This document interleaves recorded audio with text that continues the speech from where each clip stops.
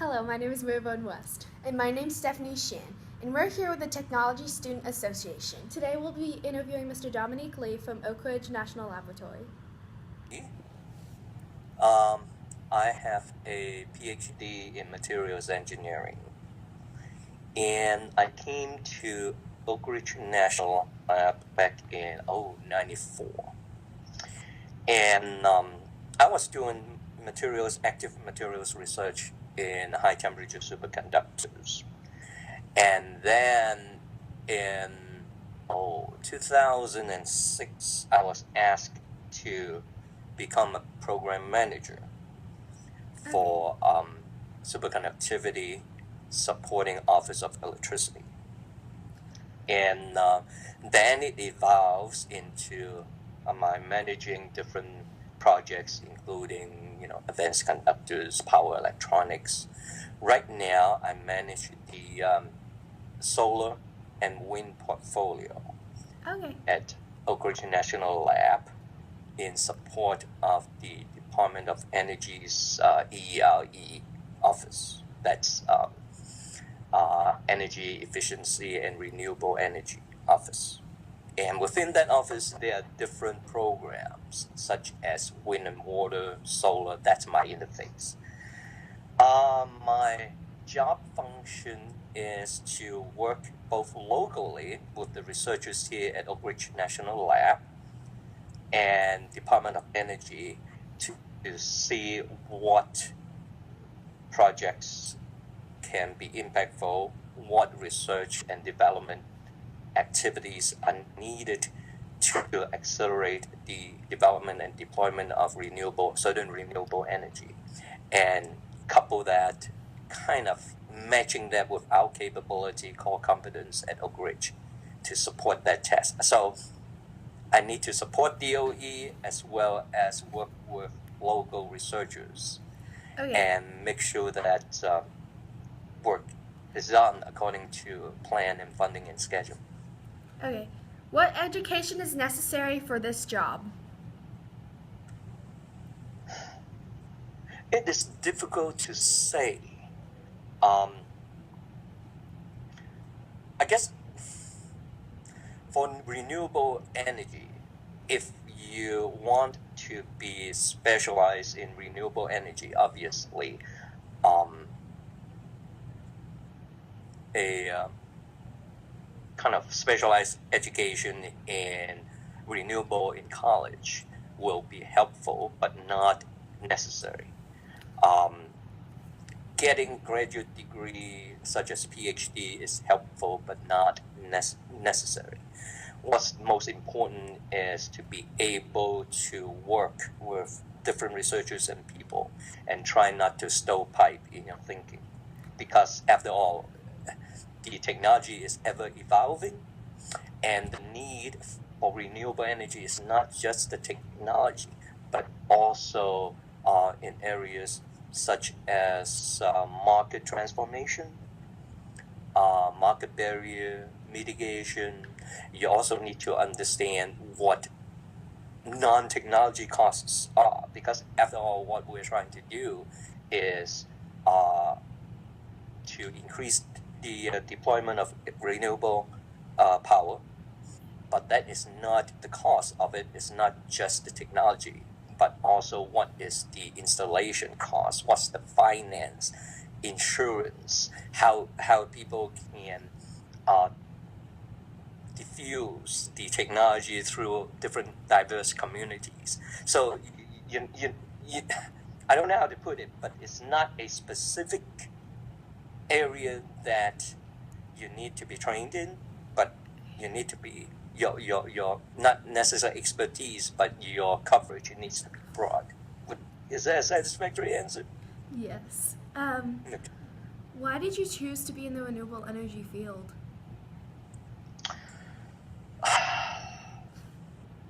Because at certain stage, renewable is gaining quite a bit of traction, and we need to have coordinated focus.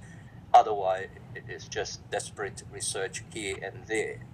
So I agreed to support renewable portfolio, such as solar and wind here at Oak Ridge. Of course, there are other renewable with other portfolio managers, including water as well as geothermal.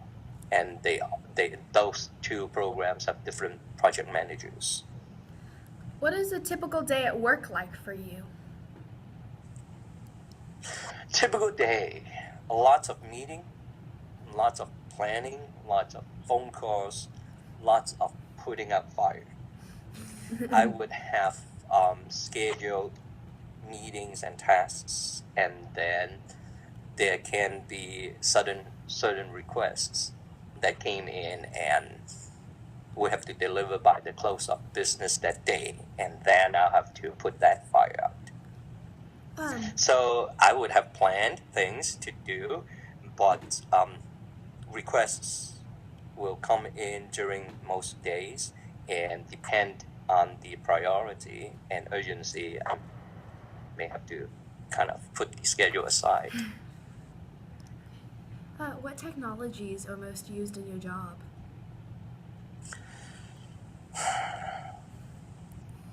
Technology-wise, you mean to facilitate my job? Yes. Yes, not the technology that I'm working on in terms of renewable technology. So we're just talking about technology. Email and phone, and that's basically basic communication, because most of my job is communication, as well as, I guess, basic computing. We're talking about looking at reports, writing reports, developing plans with appropriate software, and typical meeting tools. If someone wants to be in the work field like you, what advice would you give them?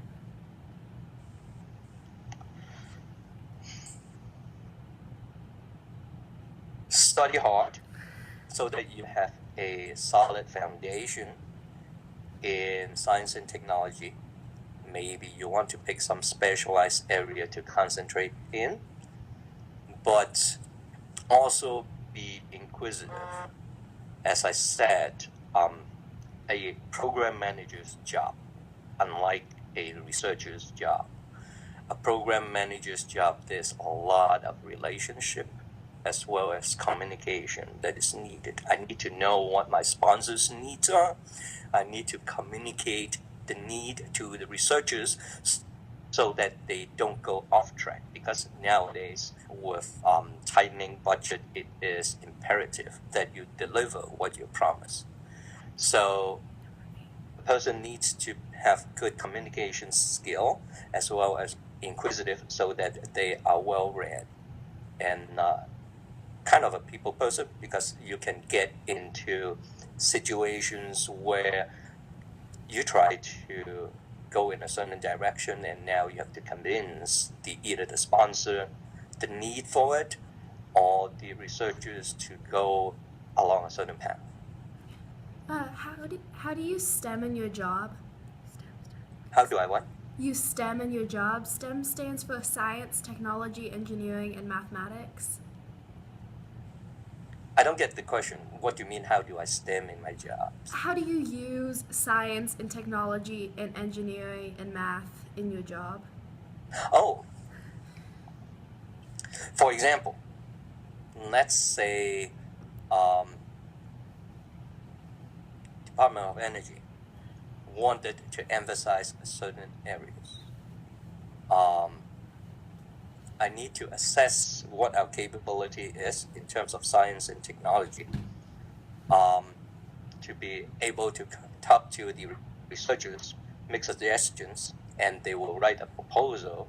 I have to work with them, go over it to make sure, number one, it is scientifically sound, two, is technologically feasible. So in certain sense, I have to understand the basic science, the physics of it, the chemistry of it, and also the engineering of it. For example, one area that we are working on right now for wind is using advanced manufacturing. Now, Oak Ridge is a world leader in what is called additive manufacturing. Basically, it's 3D printing. And I think you are all well familiar with 3D printing. But our process, unlike little printer, is our printers has a substantial footprint, tens of feet in diameter each dimension, and we print over 100 pounds of material an hour rather than ounces. Wow. So I don't know if you've seen it. One item prototype that we printed is the 3D printed Shelby Cobra car that has been traveling around the country and around the world as an example of additive manufacturing. So the one new project we have is work with the Wind Office, say how do we use advanced manufacturing to affect the delivery and the cost of wind turbine components. So one project we have right now is use 3D manufacturing to print the mold that is used to fabricate wind turbine blades. And with that, the stem I need to use then would be what is feasible in terms of printing a large area. Is the technology ready for that? Scientifically, what is the stress states, internal stress of a large component that is printed layer by layer? Will the internal stress be so high that it will delaminate and fall apart after repeated use of the mold? So that's an example of where science and technology will come in. Okay. In your point of view, what renewable energy source is most promising for the future? It is difficult to say because all of them have certain attributes and certain issues. Right now, the most deployed renewable technologies worldwide would be solar and wind. Of course, there are issues involved with variability as well as intimacy of both technology. People would try to solve it by saying solar by day, wind by night. But as I said, certain issues have to be solved, especially when you're talking about large centralized plants like solar plants or wind plants. How do you connect it to the grid, and how do you protect the grid so that faults will not occur to kind of cause problems and destroy equipment both in the grid as well as the renewable energy? But then there are other technologies such as hydro.